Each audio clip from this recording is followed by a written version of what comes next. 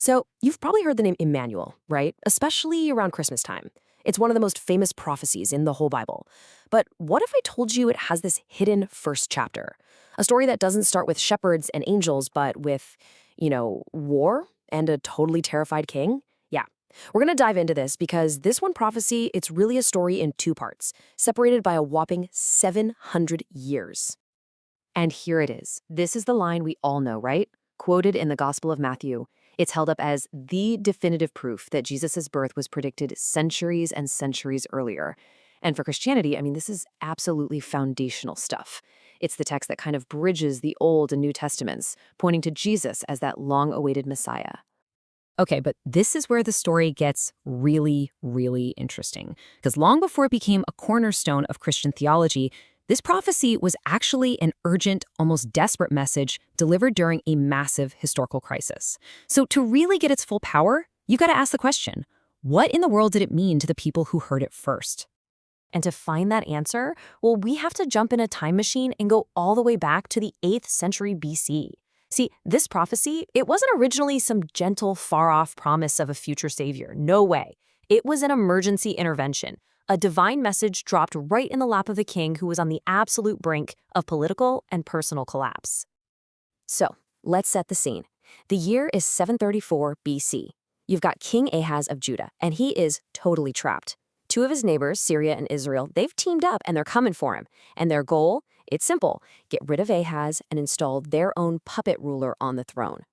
Jerusalem is under siege and Ahaz is just freaking out. He is absolutely convinced that his family line, the great dynasty of King David, is about to be wiped off the map. And right then, at this moment of peak panic, the prophet Isaiah shows up and confronts the king. And his message is, well, it's pretty shocking. He tells Ahaz, don't worry about it. He dismisses these two powerful enemy kings as nothing more than, and this is a great phrase, the tales of two smoking firebrands. I mean, basically he's calling them two smoldering sticks that are about to fizzle out. And he promises him God is not going to let the Davidic line be broken. Now, to prove his point, Isaiah offers the terrified king a sign directly from God. And guess what that sign is? It is the prophecy. So to really get it, we have to put on our decoder rings and figure out what it meant for its very first audience, King Ahaz himself. All right, first up, the name itself, Immanuel. It isn't just a cool-sounding name, it's a whole Hebrew sentence packed into one word. You've got Im, meaning with, Nu, meaning us, and El, meaning God. So it's this bold, in-your-face declaration, God is with us. Now think about it. For a king staring down enemy armies, this wasn't some abstract theological statement about a child's divine nature. No, this was a promise of divine protection and loyalty, right here, right now. And this just brilliantly shows you a common practice back in ancient Israel. Names weren't just labels, they were theological statements. Think about it. Samuel means God has heard. Joshua means Yahweh saves. So Immanuel fits this pattern perfectly. That child's name was basically a living, breathing banner of reassurance for the whole nation. Okay, so now let's talk about the mother, because this is where things get even more fascinating. The original Hebrew text uses this word, alma, and how you understand this one single word is absolutely central to understanding both parts of this story.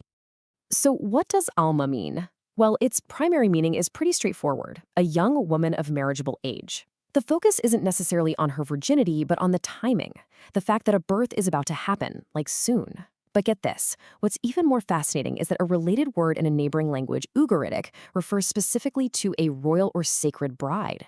And this suggests that the alma here could have been someone right there in Ahaz's own royal court, maybe even his own wife.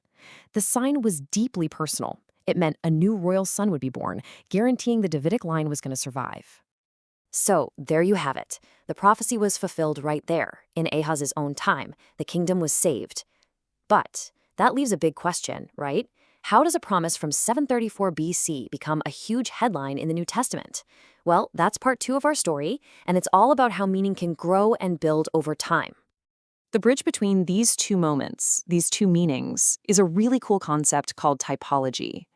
See, The early Christian writers, they were absolutely steeped in the Hebrew scriptures, and they saw history as a series of repeating patterns. They believed that God's actions in the past were kind of like a foreshadowing, a sneak preview, if you will, of even greater things that he was going to do in the future. So, with that idea of typology in their heads, the author of Matthew's Gospel looks back at this Immanuel prophecy. And he sees the story of Jesus' birth not as just some random event, but as the ultimate, final fulfillment of that pattern that started all the way back with King Ahaz. And you can see the shift so clearly right here.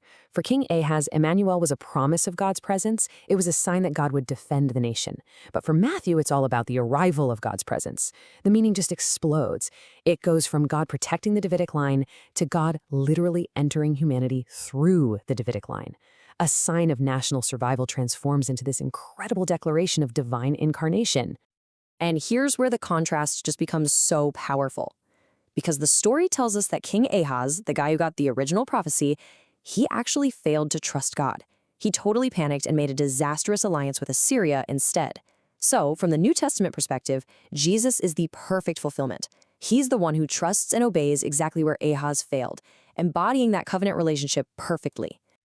So, when you put it all together, what do you get? You see that this single prophecy doesn't just have one simple meaning.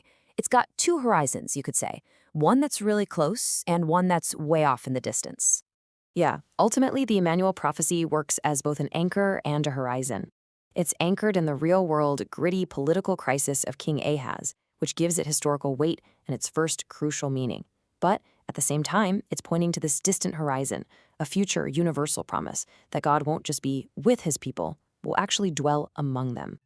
And that leaves us with a really fascinating question to chew on, doesn't it? The journey of this one prophecy, from a desperate sign for a single king in a single crisis to a global message of hope, it really shows how meaning can expand and deepen over time. And it makes you wonder, what happens when a promise made in one specific moment to just one person becomes a promise for the entire world?